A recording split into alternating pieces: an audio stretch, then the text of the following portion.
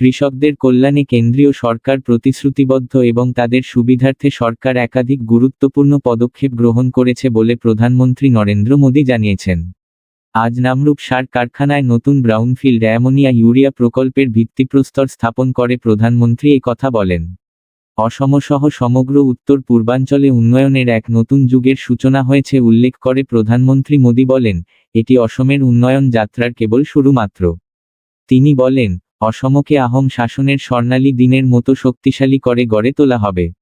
নামরূপের নতুন ammonia urea প্রকল্পের জন্য কৃষকদের অভিনন্দন জানিয়ে প্রধানমন্ত্রী বলেন, বিকশিত ভারতের লক্ষ্য অর্জনে অন্নদাতাদের গুরুত্বপূর্ণ ভূমিকা রয়েছে। শ্রী মোদী জানান, 2014 সালে দেশে যেখানে সার উৎপাদন ছিল 225 লক্ষ মেট্রিক টন, বর্তমানে তা বেড়ে 306 লক্ষ মেট্রিক টনে পৌঁছেছে। কৃষকদের স্বার্থ সুরক্ষিত রেখে সার উৎপাদনে সম্পূর্ণ আত্মনির্ভর হতে নতুন উৎপাদন ক্ষমতা গড়ে তুলতে সরকার নিরবচ্ছিন্নভাবে প্রচেষ্টা চালিয়ে যাবে বলেও তিনি উল্লেখ করেন। প্রধানমন্ত্রী বলেন, প্রায় 11,000 কোটি টাকা ব্যয়ে নির্মিতব্য এই নামরূপ প্রকল্পে বছরে 12 লক্ষ মেট্রিক টনেরও বেশি সার উৎপাদন হবে। কৃষকদের স্বার্থসাধনে সরকার অত্যন্ত সংবেদনশীল উল্লেখ করে প্রধানমন্ত্রী মোদী বলেন, কৃষকদের ওপর যাতে অতিরিক্ত বোঝা না পড়ে, সেজন্য ইউরিয়া আমদানির ব্যয় সরকার বহন করে। তিনি জানান, দেশে বছরে প্রয়োজনীয় 380 লক্ষ মেট্রিক টন ইউরিয়ার বিপরীতে বর্তমানে 306 লক্ষ মেট্রিক টন ইউরিয়া উৎপাদিত হয়। অনুষ্ঠানে অংশ নিয়ে মুখ্যমন্ত্রী ড. হিমন্ত বিশ্ব শর্মা বলেন, অসম আজ উন্নয়ন ও অগ্রগতির এক নতুন উচ্চতায় পৌঁছাতে সক্ষম হয়েছে। আজকের অনুষ্ঠানে রাজ্যপাল লক্ষণ প্রসাদ আচার্য, কেন্দ্রীয় মন্ত্রী সর্বানন্দ সোনোয়াল সহ বহু বিশিষ্ট ব্যক্তি উপস্থিত ছিলেন। উল্লেখযোগ্য যে, দুদিনের সফরে অসমে আসা প্রধানমন্ত্রী নরেন্দ্র মোদী আজ সকালে গুয়াহাটির নৌ পরিবহন টার্মিনালে চড়াইদেউ জাহাজে রাজ্যের 25 জন মেধাবী শিক্ষার্থীর সঙ্গে পরীক্ষা পে চর্চা কার্যসূচিতে অংশ নিয়ে মতবিনিময় করেন। পরীক্ষার সময় সৃষ্ট মানসিক চাপ নিয়ন্ত্রণের জন্য তিনি শিক্ষার্থীদের বিভিন্ন পরামর্শ দেন। এরপর তিনি গুয়াহাটির পশ্চিম বড়াগাঁও-এ শহীদ স্মারক ক্ষেত্র পরিদর্শন করে 860 জন বীর শহীদকে শ্রদ্ধা জানান এবং শহীদ বেদিতে পুষ্পাঞ্জলি অর্পণ করেন। নগাঁও গার্লস কলেজে আজ বিশিষ্ট সাহিত্যিক ও শিক্ষাবিদ উপেন্দ্র বড়কটকি, ড. জ্যোতির্ম জানা এবং শঙ্করী সংস্কৃতির সাধক তিলক চন্দ্র মজুমদারকে মরণোত্তর সাহিত্যবঙ্গ উপাধি প্রদান করা হয়। পাশাপাশি বিশিষ্ট শিক্ষাবিদ ড. স্বাধীনতা মহন্তকে কৃতি শিক্ষক পুরস্কার প্রদান করা হয়।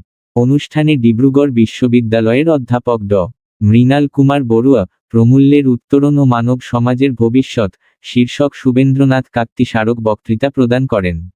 বিশ্বের বিভিন্ন প্রান্তে আজ দ্বিতীয় বিশ্ব ধ্যান দিবস পালন করা হয়। গত বছর রাষ্ট্রসংঘের সাধারণ সভা 21শে ডিসেম্বর দিনটিকে বিশ্ব ধ্যান দিবস হিসেবে ঘোষণা করেছিল। অন্তর্দৃষ্টি ও আভ্যন্তরীণ শান্তির প্রতীক এই দিনটি উত্তর গোলার্ধের শীতকালীন সময়ের সঙ্গে সামঞ্জস্য রেখে নির্ধারণ করা হয়েছে। বিশ্বের বিভিন্ন দেশের কূটনীতিবিদ, রাষ্ট্রসংঘের আধিকারিক এবং যোগগুরুরা গতকাল নিউ ইয়র্কে রাষ্ট্রসংঘের সদর দপ্তরে বিশ্ব শান্তি ও সম্প্রীতির জন্য ধ্যান শীর্ষক অনুষ্ঠানে অংশ নেন। ভারতের আধ্যাত্মিক গুরু শ্রী শ্রী রবিশঙ্কর এই অনুষ্ঠানের নেতৃত্ব দেন। উল্লেখযোগ্য যে, উপরাষ্ট্রপতি সি.পি. রাধাকৃষ্ণন হায়দ্রাবাদের নিকটবর্তী কানহা শান্তি বনমে অনুষ্ঠিত বিশ্ব ধ্যান দিবসের কর্মসূচিতে অংশগ্রহণ করেন।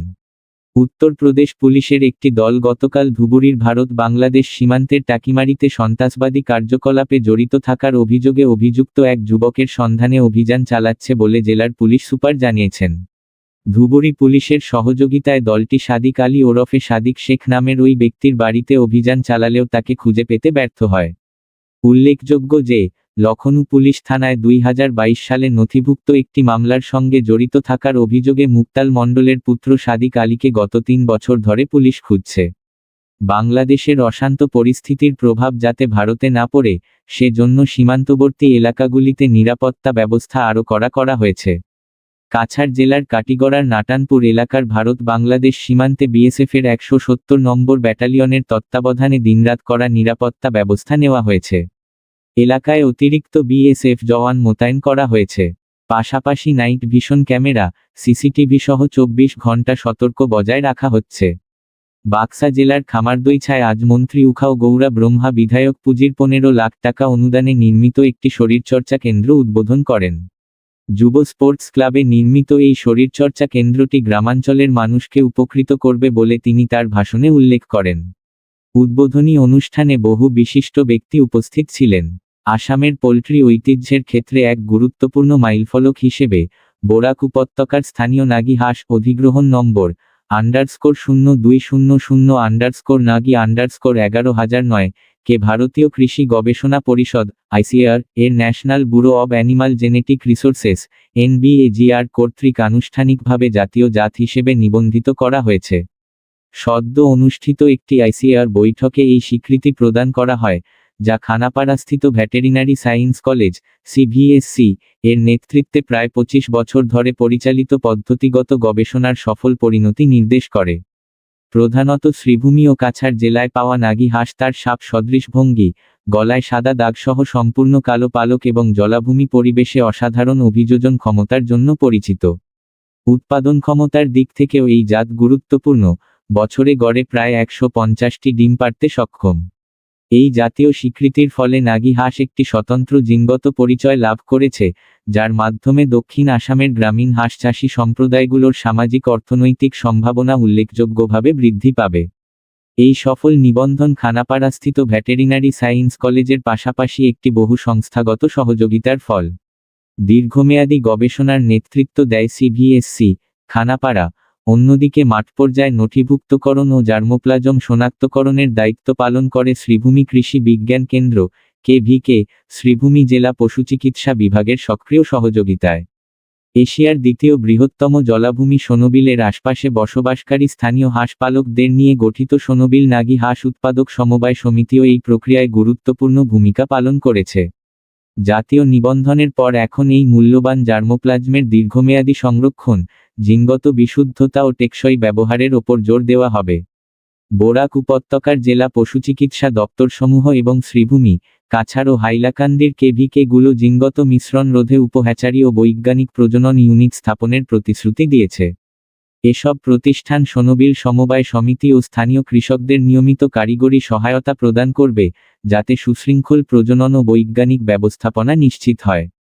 বিশেষজ্ঞদের মতে, এই জাতীয় স্বীকৃতি নাগী হাঁসকে জিনগত ক্ষয় ও বিলুপ্তির ঝুঁকি থেকে সুরক্ষিত করার পাশাপাশি বিশেষ অনুদান, সংরক্ষণ কর্মসূচি এবং কৃষক কেন্দ্রিক উন্নয়ন উদ্যোগের নতুন পথ খুলে দেয়।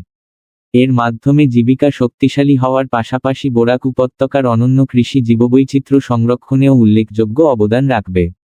দুবাইয়ের ICC একাডেমি গ্রাউন্ডে অনুষ্ঠিত অনূর্ধ্ব-19 এশিয়া কাপ ক্রিকেট প্রতিযোগিতার ফাইনালে আজ পাকিস্তান ভারতকে 191 রানে পরাজিত করে। টস জিতে প্রথমে ব্যাট করার সিদ্ধান্ত নেয় পাকিস্তান এবং নির্ধারিত 50 ওভারে 8 উইকেট হারিয়ে 347 রানের লক্ষ্য নির্ধারণ করে। জবাবে ভারত 26.2 ওভারে সবকটি উইকেট হারিয়ে মাত্র 156 রান করতে সক্ষম হয়। অন্যদিকে, ভারত ও শ্রীলঙ্কা মহিলা ক্রিকেট দলের মধ্যে 5 ম্যাচের T20 সিরিজের প্রথম ম্যাচ আজ বিশাখাপত্তনমে অনুষ্ঠিত হবে। ম্যাচটি সন্ধ্যা 7টায় শুরু হবে। সিরিজের প্রথম 2টি ম্যাচ বিশাখাপত্তনমে এবং বাকি 3টি ম্যাচ তিরুবনন্তপুরমে অনুষ্ঠিত হবে।